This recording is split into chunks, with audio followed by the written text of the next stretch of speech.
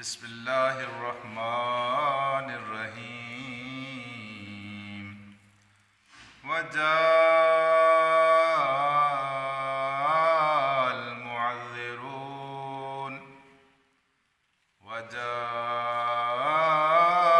المعذرون من الأعراب ليؤذن لهم وقعد الذين كذبوا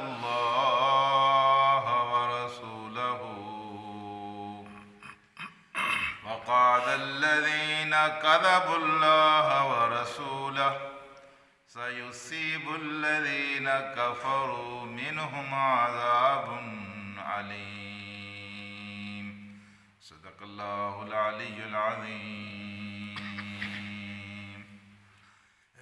رفقائے محترم، دین کے معاملات میں بھی ایک رخصت کا راستہ ہوتا ہے اور دوسرا عزیمت کا راستہ ہوتا ہے۔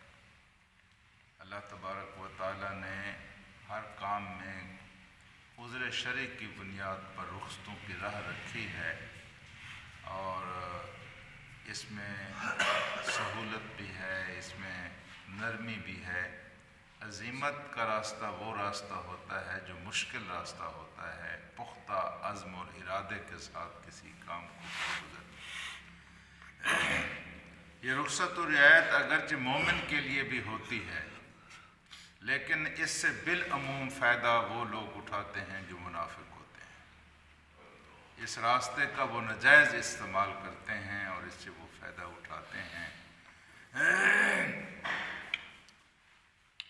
یہ منافق جو تھے یہ اسی راستے سے سب سے زیادہ فائدہ اٹھاتے ہیں۔ جب اللہ تبارک و تعالیٰ نے نفیر عام کا حکم دیا کہ سارے اللہ تعالیٰ کے راستے میں جہاد کے لیے نکلو، تو انہوں نے یعنی عزیمت کی بجائے انہوں نے رخصتوں کا راستہ اختیار کیا۔ اللہ تبارک و تعالیٰ فرماتے ہیں وَجَاءَ الْمُعَذِّرُونَ مِنَ الْأَعْرَابِ، اور آئے ہیں آپ کے پاس بہانے تراشنے والے من الأعراب، اعراب میں سے۔ میرے دوستو، ایک ہوتا ہے معذر، دوسرا ہوتا ہے معتذر۔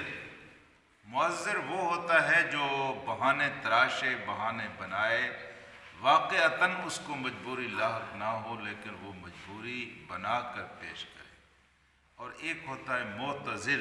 معتذر وہ ہوتا ہے جس کو حقیقی عذر درپیش ہو۔ معذر اور معتذر میں فرق ہوتا ہے۔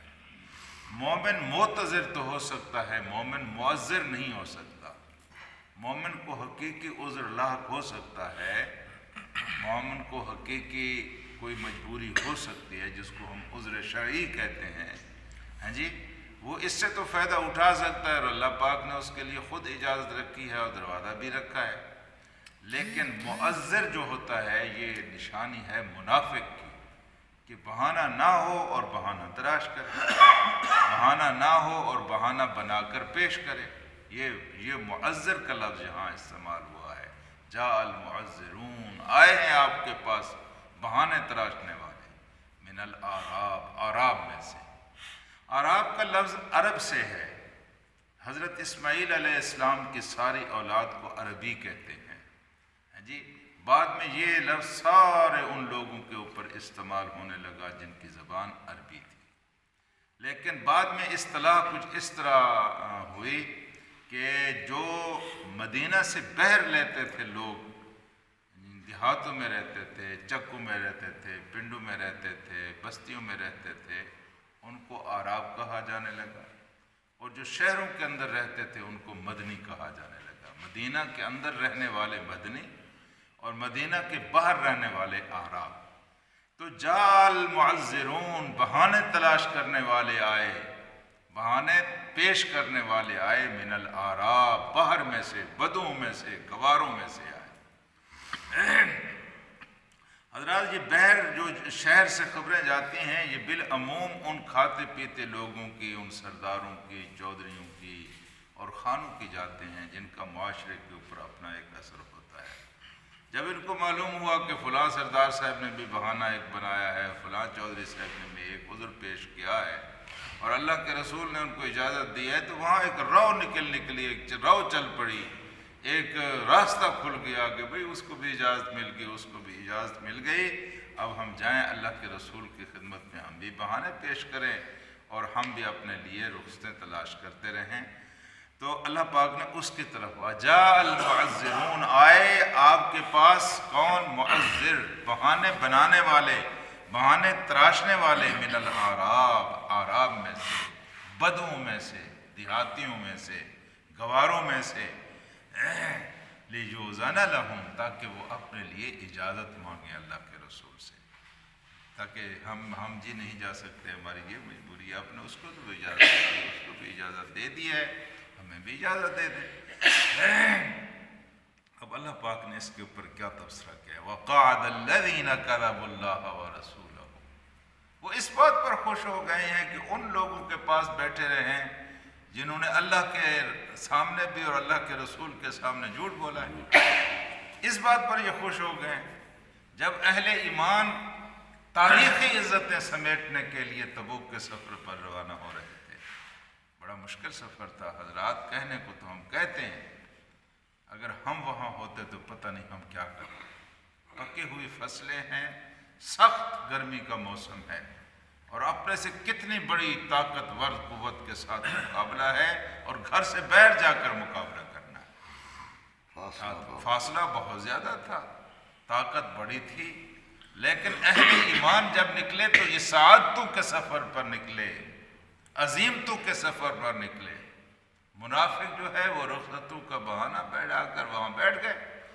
تو اللہ پاک نے فرمایا نہ مرادو، تم ان لوگوں کے ساتھ بیٹھنے پر خوش ہو گئے ہو، قعد الذین کذبوا اللہ ورسولہ، جنہوں نے اللہ اور اس کے رسول کے سامنے جھوٹی باتیں کر کے، جھوٹے عذر بنا کر اپنے لیے رخصتیں لی ہیں، تو اس بات پر خوش ہو گئے ہو۔ اب دیکھیے آگے کا فقرہ جو ہے، سَيُصِيبُ الَّذِينَ كَفَرُوا مِنْهُمْ، سَيُصِيبُ ایک لفظ ہے سوفا، ایک ہوتا ہے سا، اس میں فرق ہے۔ سوفا جب آ جائے اس کا معنی بھی ان قریب ہوتا ہے، لیکن تھوڑا سا فاصلہ ہوتا ہے اس میں۔ سا کا معنی ہے ان قریب، بہت جلد، دور نہیں، بہت جلد۔ سَيُصِيبُ، ان کو پہنچنے والا ہے، الذین کفروا منہم، ان میں سے جو کافر ہیں، یعنی یہ منافق تھے، یہ بیٹھ رہے ان لوگوں کے ساتھ جنہوں نے کفر کیا تھا، انہوں نے بہانے بنائے تھے، منافقوں نے بھی بہانے بنائے تھے، تو ان میں سے جن لوگوں نے کفر کیا ہے ان کو عنقریب پہنچنے والا ہے۔ کیا پہنچنے والا ہے؟ عذاب علیم، ایک بہت دردناک عذاب پہنچنے والا ہے۔ تو درد کی کیفیت دراصل ذہنی اذیت سے بھی ہے۔ آپ نہیں سوچ سکتے کہ جب تبوک کے سفر سے اہل ایمان واپس آئے اور اللہ پاک نے لڑے بغیر ان کو فتح عطا کر دی، تو ان بیچاروں کا کیا حال تھا؟ شرم سے مارے جا رہے تھے، حسرتوں کا اے کاش ہم بھی چلے جاتے، وہاں تو لڑائی بھی نہیں لڑنی پڑی، ویسے اللہ تعالیٰ نے ان کو عزت دے دی ہے۔ تو سفر تبوک میں جانوں اور مالوں کے ساتھ جہاد کرنے والوں کے تذکرے آج بھی زندہ ہیں، ان کے تذکرے کر کے مقررین اپنی تقریروں کو خوبصورت بناتے ہیں۔ یہ صدیق اکبر رضی اللہ تعالیٰ عنہ نے اسی موقع پر سارا مال دیا، یہ تبوک کی تیاری ہے۔ حضرت عمر فاروق نے اسی موقع پر گھر کا آدھا مال دیا ہے، یعنی تاریخی عزتیں ان کو عطا ہوئی، اور جو عزتوں سے محروم ہو گئے ہیں اس وقت بھی وہ پشیمان تھے، آج بھی ان کا تذکرہ ہوتا ہے تو ندامتوں کے ساتھ ہوتا ہے، مذمتوں کے ساتھ ہوتا ہے، تعریفوں کے ساتھ ان کا نہیں ہوتا۔ تو اللہ پاک نے فرمایا ان قریب ان کو عذاب، دردناک عذاب، اذیتناک عذاب ان کو ملنے والا ہے۔ جو ہی اہل ایمان واپس پلٹے ان کا عذاب شروع ہو جائے گا، دنیا کا عذاب، اور آخرت میں جو عذاب اللہ پاک نے رکھا ہے اس کو اللہ جانتا ہے، اس وقت ان کو معلوم ہوگا کہ ان کے ساتھ کیا ہوگا۔ تو آج کی آیت سے سبق کیا ملا؟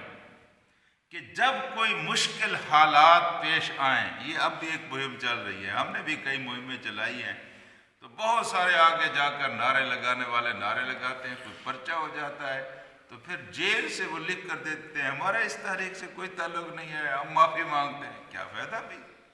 یا تو اس راستے پر چلتے نا، لکھ کر دیا، وہ لوگوں کو بتا دیجیے میں نے لکھ کر دے دیا۔ یہ عظیمتوں کا راستہ، جب بھی کوئی مہم در پیش ہو تو لوگ عظیمتوں کے راستے کو اختیار کر کے عزتیں حاصل کرتے ہیں، اور رخصتوں کو حاصل کر کے اپنے دامن کے اوپر ملامتیں مذمتیں اپنے دامن کے اندر سمیٹ لیتے ہیں۔ اللہم صلی علی